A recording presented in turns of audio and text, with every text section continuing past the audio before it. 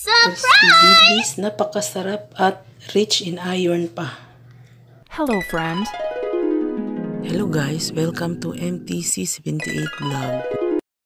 Bumili ako guys, bali 20 pesos lang na dilis.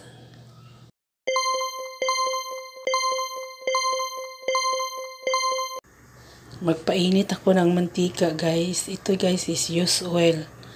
Ayan, pwede pa rin yan guys kasi ang niluto ko dyan guys, yung parang may, ano ba yun? Flour. Kaya ganyan yung kulay niya kasi meron pa yan mga sa club flour. Ayan, pwede na yan guys, ilunod, ilagay ko itong dilis guys. Ayan. Kailangan guys, ayan pa. Bali 20 pesos lang yan guys. 20 pesos na dilis sa palengke, isang balot, 20 pesos. Ayan. Kailangan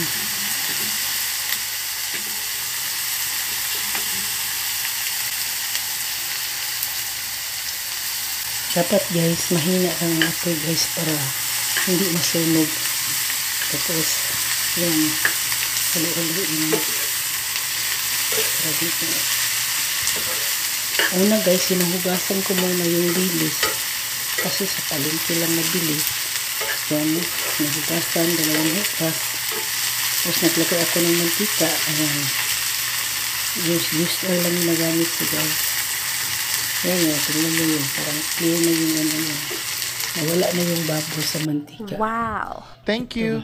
Ito yung pagbili ko una guys. Ayan pa siya. Yung hindi pala. Ito na guys. Goodbye. Ito na yung